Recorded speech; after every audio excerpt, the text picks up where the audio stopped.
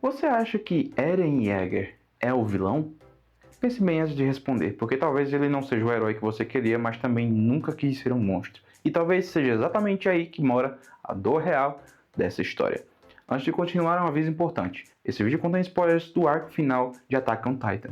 Se você ainda não terminou o anime ou o mangá, talvez queira voltar depois. Mas se já chegou até o fim, você sabe do que estamos falando. Você viu, você sentiu, você chorou. No início tudo parecia simples. Um menino com um sonho, Eren queria ser livre, ver o mundo além das muralhas, correr por campos abertos, respirar o ar do desconhecido. Ter escolha, ter voz, ser dono da própria vida. Era isso, era só isso. Mas então o mundo mostrou os dentes. A mãe dele foi devorada por um titã bem na frente dos seus olhos. A infância foi arrancada, a esperança esmagada, e aquele menino que só queria paz decidiu que a liberdade não era mais um direito. Era uma missão que ele carregaria até o fim, mesmo que o custo fosse tudo. O tempo passou e aquele olhar inocente foi ficando mais pesado, mais distante, mais sombrio. Eren deixou de ser só um garoto corajoso e virou algo que o mundo não estava pronto para encarar. Alguém disposto a destruir tudo para que outros possam ser livres. Então eu te pergunto de novo, você ainda acha que ele é o vilão? Ou será que ele só foi longe demais tentando consertar um mundo que já nasceu quebrado?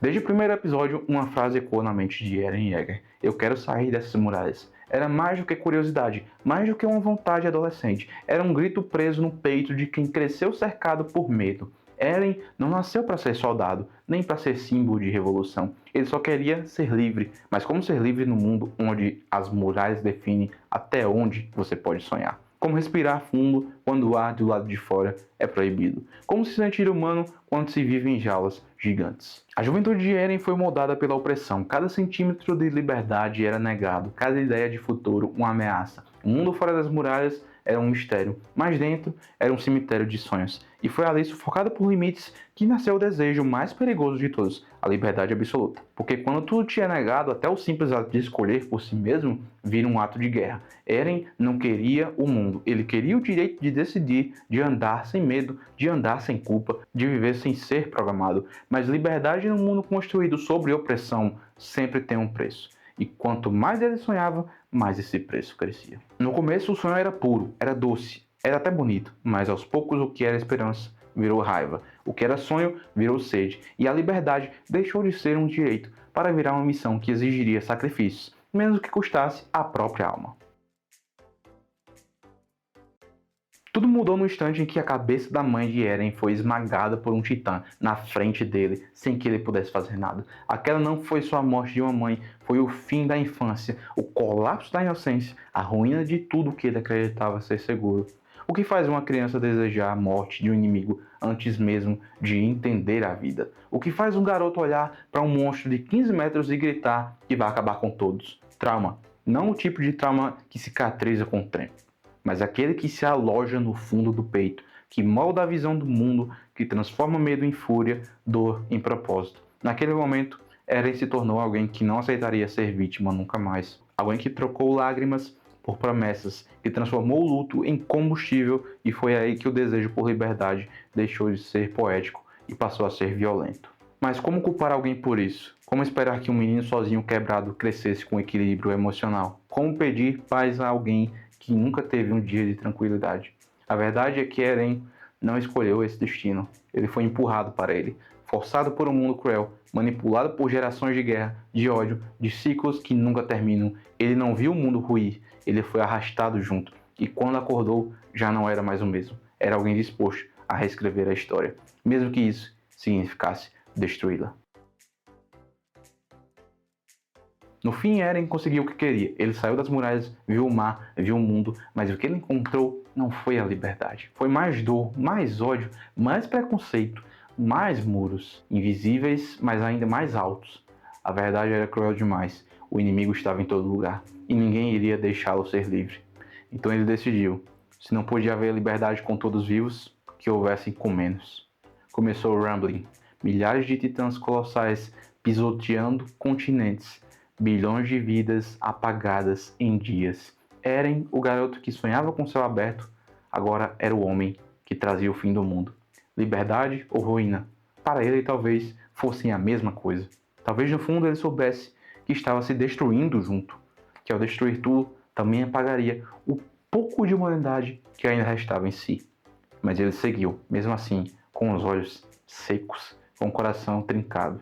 Não foi prazer, não foi ambição, foi destino, foi escolha, foi fardo. E é aqui que a pergunta mais difícil surge. Eren estava errado? Porque sim, ele cometeu um genocídio, mas também quebrou séculos de opressão. Ele sacrificou a própria imagem, o próprio nome, para que seus amigos pudessem viver em paz.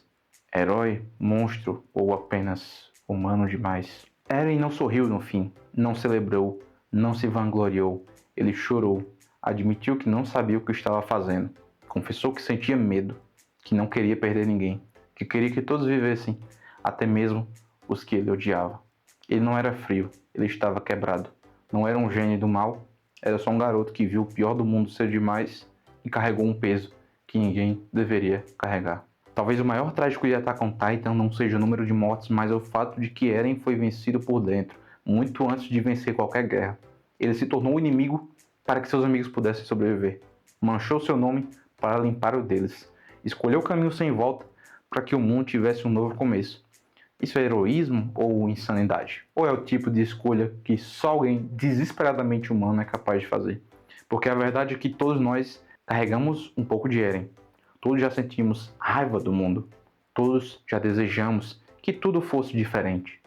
Todos já pensamos em largar tudo, explodir tudo e recomeçar do zero. A diferença é que ele teve o poder para fazer isso e teve coragem ou loucura o bastante para usar esse poder. E é por isso que ele nos incomoda tanto, porque ele revela o que existe de mais sombrio dentro de nós e também o que há de mais nobre. Poucas histórias têm a coragem de colocar o protagonista nessa posição. Ser o vilão por escolha, pelo bem maior. Eren sabia que seria odiado, sabia que seus amigos o enfrentariam, mas sabia que no fim estaria sozinho e mesmo assim continuou. Ele poderia ter recuado, poderia ter procurado outra saída, mas a verdade brutal é que naquele mundo quebrado, todas as opções envolviam dor. A diferença é que ele escolheu carregar essa dor sozinho. Quantos de nós teriam essa coragem? Quantos de nós olhariam para o abismo e pulariam, sabendo que não há volta? Eren destruiu bilhões para salvar milhões. Assumiu o papel de monstro para criar um futuro onde seus amigos pudessem ser livres. Fez o impensável, o inaceitável, o irreparável, porque ninguém mais teve a força ou a loucura de fazer. O fim justifica os meios? Essa pergunta sempre existiu, mas com Eren ela ganha um novo peso, porque ele não justificou com discursos, justificou com lágrimas, com silêncio, com a perca da própria alma. Talvez não haja resposta certa. Talvez essa seja a tragédia real de Attack on Titan. Nos obrigar a olhar nos olhos do abismo e aceitar que não há final limpo, que toda liberdade tem um custo e que às vezes esse custo é quem você se torna no processo. Eren sempre quis ser livre, mas nunca imaginou que para isso teria que se acorrentar por dentro. Aquela liberdade que ele tanto sonhava acabou se tornando sua própria prisão. Porque quando tudo se tornou possível, ele percebeu que ser livre não significa estar em paz. A liberdade que não conhece limites pode se transformar em tirania. A liberdade sem compaixão vira destruição. E a liberdade que nasce da dor corre o risco de virar só mais uma forma de vingança. Eren não foi libertado, ele foi consumido pelo próprio sonho. O menino que queria ver o mar terminou com sangue nas mãos. E no fim, não sobrou nada. Nem aplausos, nem perdão, nem ele mesmo. Mas é isso que torna Attack on Titan tão poderoso. Porque nos obriga a encarar a pergunta que evitamos a vida inteira. Até onde você iria para ser verdadeiramente livre? Eren foi até o fim da linha, pagou o preço máximo.